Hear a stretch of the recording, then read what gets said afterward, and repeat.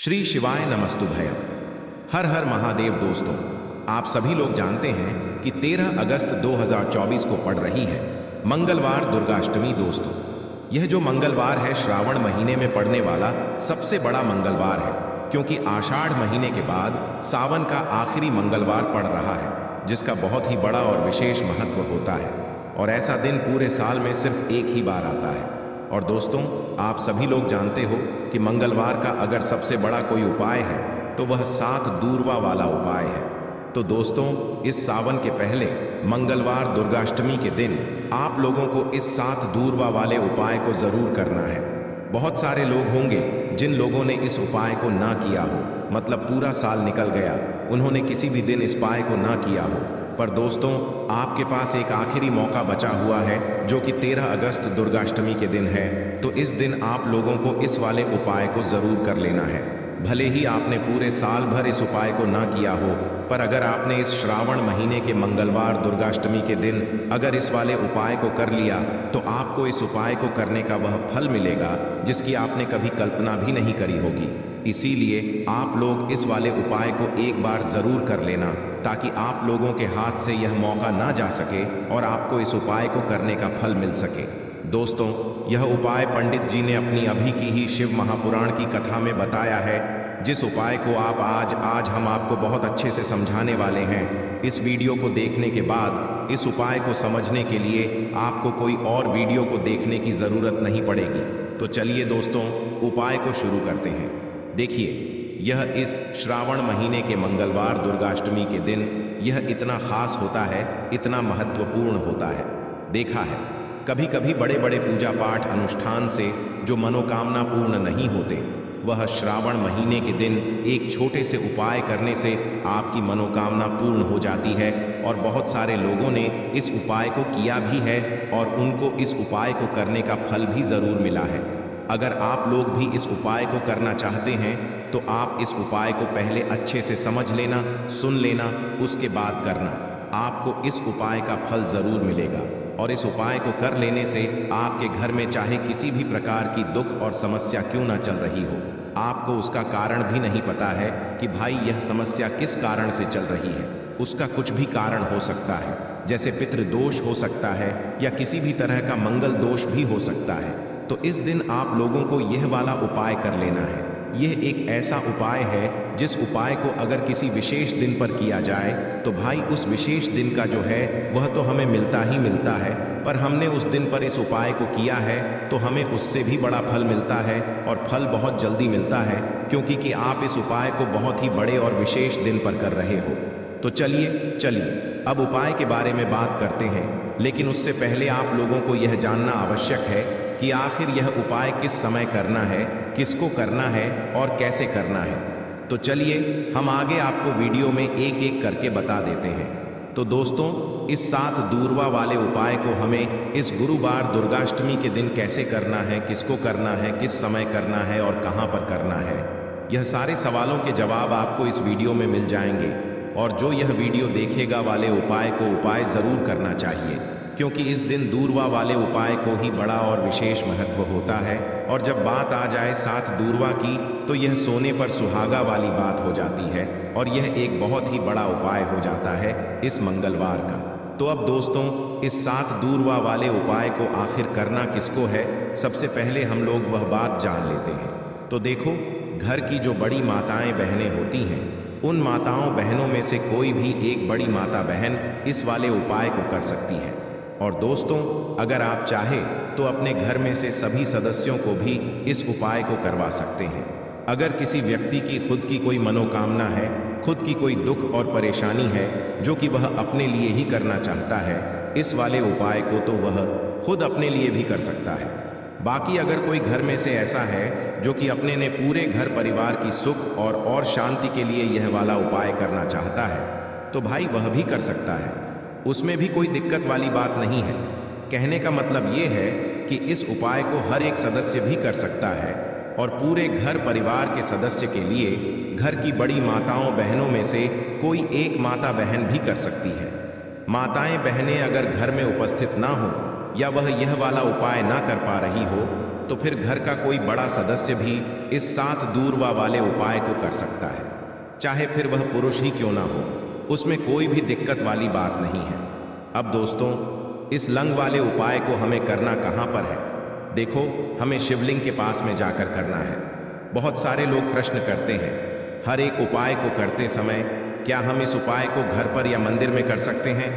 देखो, तो इस वाले उपाय को आप मंदिर में करोगे तो अच्छा रहेगा, घर पर नहीं करना है इस वाले उपाय को। उसके बाद में दोस्तों, जो अगला प्रश्न निकल कर आता है वह यह आता है इस उपाय को लेकर कि आखिर इस उपाय को हमें किस समय करना है, सुबह के समय करना है कि शाम के समय करना है?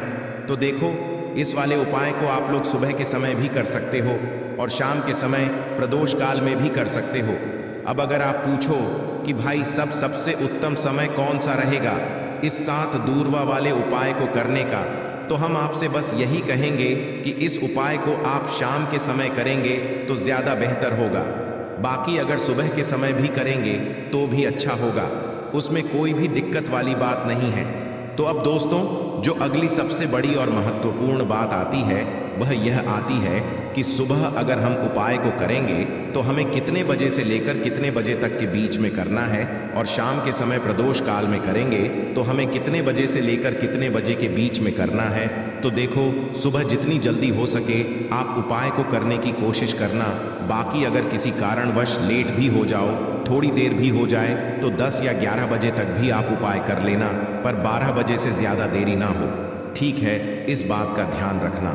उसके बाद में दोस्तों, अगर शाम के समय प्रदोष काल की बात करें, प्रदोष काल का जो समय होता है वह शाम के 6 बजे से शुरू हो जाता है। मतलब शाम के 6 बजे से लेकर 7 बजे के बीच का जो समय होता है, यह समय दुर्गाष्टमी काल का समय होता है। पर अभी जो मौसम चल रहा है, इस मौसम में जो है शाम बहुत देरी से होती है, तो आप इस उपाय को 7 या 8 बजे के बीच में भी कर सकते हो।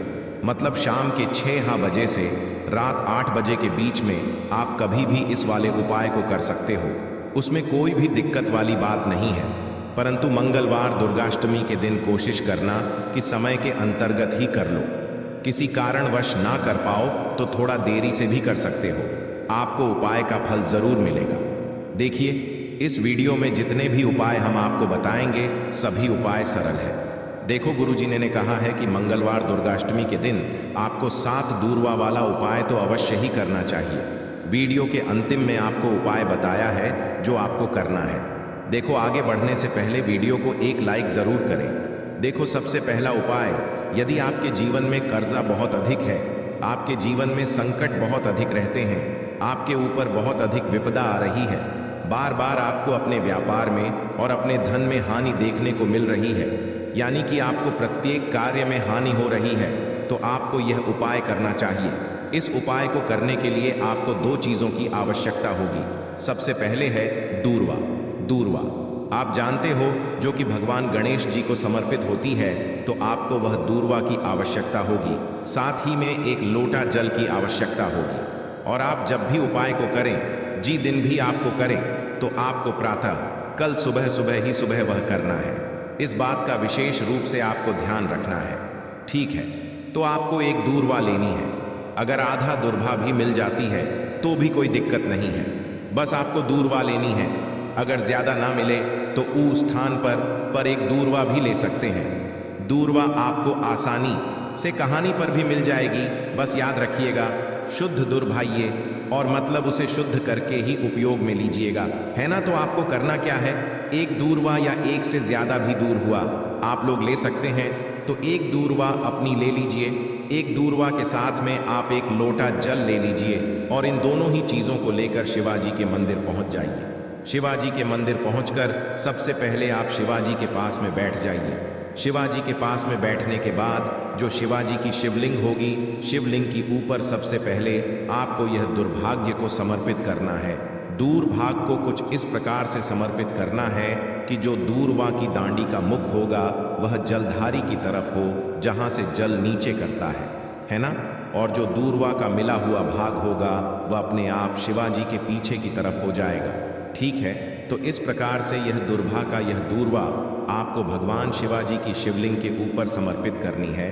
और जो एक लोटा जल आप अपने साथ लेकर आए हैं, इसी दूर्वा के ऊपर भगवान शिवाजी की शिवलिंग के ऊपर एक धारा से आपको समर्पित कर देना है। ठीक है, अब यहाँ पर देखने बात यह है कि यह उपाय इस व्यक्ति को करना है। जी, व्यक्ति की नौकरी एनगर रही हो, जो व्यक्ति परीक्षा में पास होना चाहता हो, तो इस व्यक्ति को अपने हाथों से इस उपाय करना है, तभी उपाय कम करेगा। ठीक है, इस उपाय को करने के बाद आपको न महीने उपाय आपको कब तक करना है, जब तक कि आपकी नौकरी न गजा। जब तक आप इस उपाय को नियम के साथ करो, आपकी नौकरी ज़रूर लगेगी। अब बात करते हैं दूसरे उपाय के बारे में। तो देखिए, दूसरे उपाय जो है, देखिए, इस उपाय के लिए आपको मात्र एक लौंग का जोड़ा लेना है, यानी कि 2 फूल वाली लौंग लेनी है। साथ में आपको मात्र थोड़ा सा शहद लेना होगा और इसी के साथ में आपको तांबे के पात्र के अंदर शुद्ध जल लेना होगा। अब देखिए, इन सभी सामग्रियों को लेकर के आपको भगवान शिव के मंदिर में पहुंच जाना है। देखें, यह उपाय आप सुबह से लेकर शाम तक कर सकते हैं। तो वह सबसे पहले तो आपके पास जो 2 फूल वाली लौंग हैं, उन्हें आपको शहद के अंदर अच्छे से डुबो है, यानी कि दोनों लौंग पर आपको अच्छे से शहद का लेपन कर देना है। अब आपको जो आपके पास एक लोटा जल है, सबसे पहले तो उसे शिवलिंग पर धीरे धीरे समर्पित करना है और श्री शिवाय नमस्तुभयम इसका जाप करते हुए समर्पित कर देना है। अब आपके पास जो 2 फूल वाली लौंग है, शहद से उसे आपको शिवलिंग पर अर्पित करना है और आपको प्रार्थना करनी है कि जीवन में जो रोग की स्थिति है वह समाप्त हो, जीवन के जो संकट और समस्याएं हैं वह सभी समाप्त हो, जीवन से जो कर्ज की समस्या है वह समाप्त हो।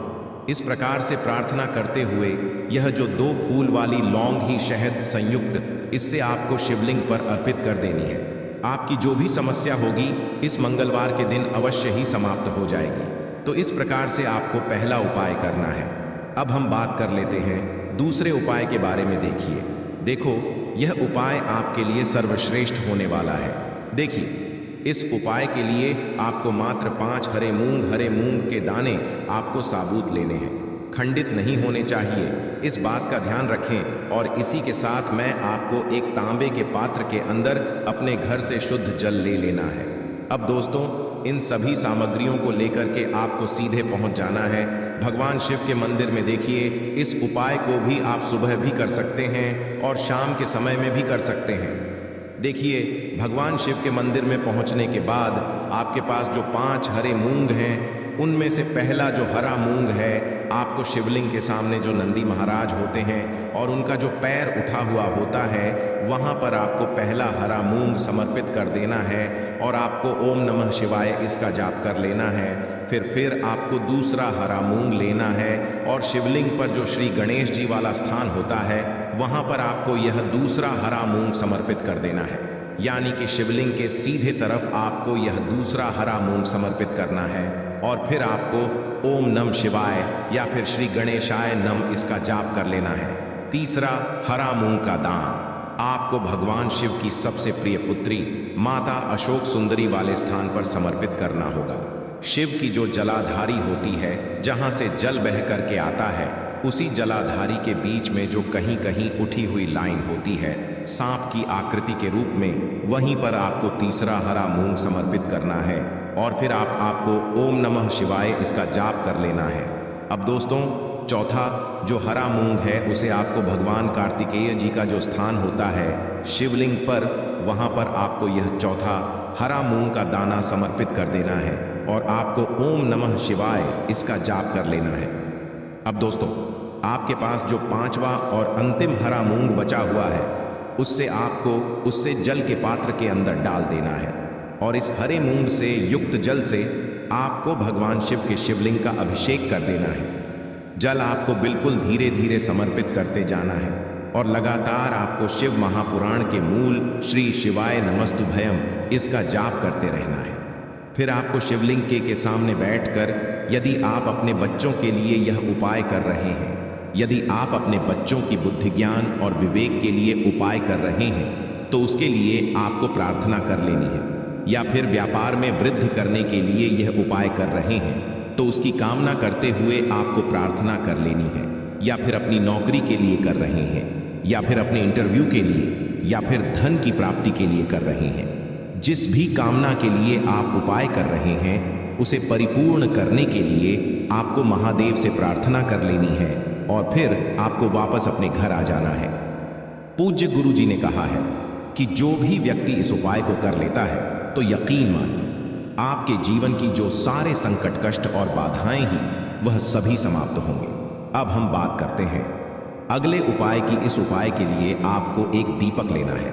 दीपक आप मिट्टी का भी ले सकते हैं और शुद्ध आटा मढ़कर उसका दीपक भी आप तैयार कर सकते हैं। दीपक के अंदर गोल बाती का प्रयोग करना है और दीपक के अंदर आपको शुद्ध घी का प्रयोग करना है। इसी के साथ में आपको मात्र एक फूल वाली लौंग लेनी होगी। अब यह एक दीपक और एक फूल वाली लौंग लेकर के सीधा आपको पहुंचना होगा बरगद के वृक्ष के वहां पर। देखिए, सबसे पहले तो आपके पास जो एक फूल वाली लौंग है उससे आपको बरगद के वृक्ष की जड़ में समर्पित करना है।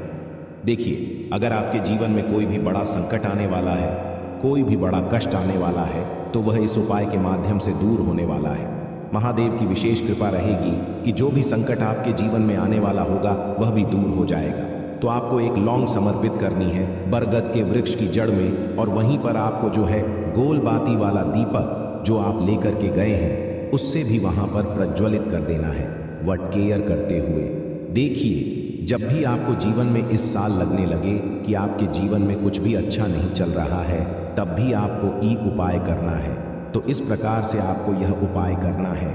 अब हम जान लेते हैं चौथे विशेष उपाय के बारे में। देखें, यदि आपके विवाह में, शादी में कोई भी समस्या आ रही है, यदि आपका जो कर्ज है वह दिन पर दिन बढ़ते ही जा रहा है, तो आपको यह चमत्कारी उपाय करना चाहिए।